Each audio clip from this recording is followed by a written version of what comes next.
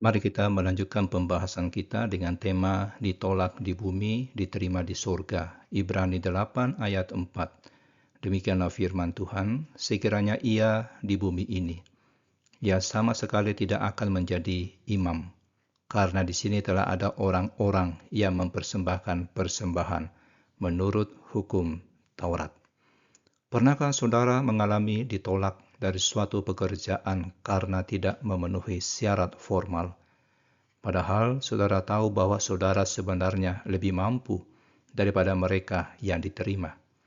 Perasaan itu pasti sangat menyakitkan. Namun terkadang penolakan itu justru membuka jalan menuju sesuatu yang jauh lebih baik. Inilah yang terjadi dengan Yesus dalam Ibrani 8 ayat 4. Andai kata ia ada di bumi, ia tidak akan menjadi imam. Sebab di sini sudah ada imam-imam yang mempersembahkan persembahan menurut hukum Taurat. Ayat ini menyajikan fakta yang mengejutkan. Jika Yesus berada di bumi dan mencoba menjadi imam menurut sistem yang berlaku saat itu, ia akan ditolak. Bukan karena ia tidak layak atau tidak mampu, tetapi karena secara teknis ia tidak memenuhi syarat genealogis atau keturunan yang ditetapkan oleh hukum Taurat. Hukum Taurat sangat tegas. Hanya orang-orang dari suku Lewi, khususnya keturunan Harun, yang boleh menjadi imam. Ini bukan peraturan yang bisa ditawar-tawar atau dikecualikan. Yesus berasal dari suku Yehuda, bukan Lewi. Dan menurut peraturan yang berlaku, ia sama sekali tidak memenuhi syarat untuk menjadi imam.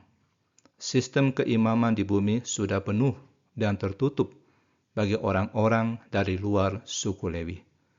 Bayangkan saudara, jika Yesus datang ke Bait Suci di Yerusalem dan berkata, "Saya ingin menjadi imam."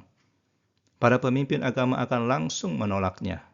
Mereka akan berkata, "Maaf, tapi engkau bukan dari suku Lewi. Engkau tidak memenuhi syarat. Lagi pula, kami sudah memiliki cukup imam di sini yang melayani sesuai dengan hukum Taurat." Namun inilah yang menakjubkan. Penolakan sistem duniawi ini justru menjadi bukti bahwa Yesus dipanggil untuk sesuatu yang jauh lebih tinggi dan mulia. Ia ditolak di bumi bukan karena ia enggak layak, tapi karena panggilannya terlalu besar untuk dibatasi oleh sistem duniawi. Ia dipanggil menjadi imam agung di surga, tempat yang jauh melampaui segala keterbatasan sistem keimaman di bumi. Sistem keimaman Lewi, meskipun ditetapkan oleh Allah sendiri, pada dasarnya adalah sistem yang terbatas.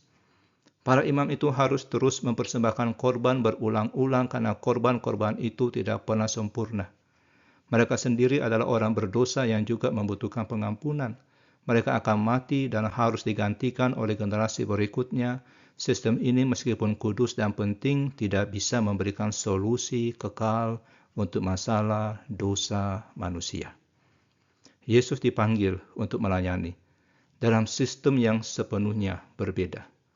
Sistem surgawi yang tidak dibatasi oleh kelemahan manusia. Sebagai imam agung surga, ia enggak perlu mempersembahkan korban berulang-ulang karena ia mempersembahkan dirinya sendiri sekali untuk selama-lamanya. Ia tidak perlu digantikan karena ia hidup kekal. Ia tidak membutuhkan pengampunan karena ia tanpa dosa. Kebenaran ini memberikan penghiburan bagi saudara yang mungkin merasa ditolak atau pernah ditolak atau tidak memenuhi syarat dalam berbagai situasi hidup. Terkadang Allah mengizinkan saudara ditolak dari suatu tempat atau posisi bukan karena saudara tidak berharga, tapi karena ia punya rencana yang jauh lebih baik.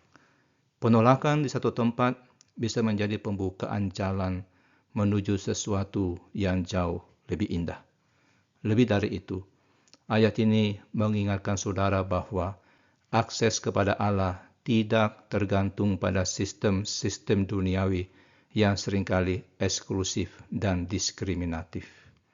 Saudara tidak perlu khawatir apakah saudara cukup baik menurut standar manusia, atau apakah saudara memiliki latar belakang yang tepat untuk datang kepada Allah. Yesus telah membuka jalan bagi semua orang, terlepas dari suku, bangsa, status sosial, atau masa lalu, untuk datang kepada Allah melalui imamat surgawinya. Sistem keimaman di bumi mungkin eksklusif, tapi imamat Yesus di surga bersifat inklusif. Tidak ada yang ditolak karena alasan keturunan. Tidak ada yang dikecualikan karena latar belakang sosial. Dan tidak ada yang dianggap tidak layak karena masa lalu yang kelam. Pintu surga terbuka lebar bagi semua orang yang datang melalui Imam Agung yang sempurna. Jadi, ketika saudara merasa tidak memenuhi syarat atau ditolak oleh sistem-sistem duniawi, ingatlah bahwa saudara memiliki akses kepada Imam Agung yang melayani di tempat yang jauh lebih mulia dari segala sistem di bumi. Yesus yang ditolak oleh sistem keimaman duniawi, kini menjadi Imam Agung surgawi bagi saudara. Mari kita berdoa.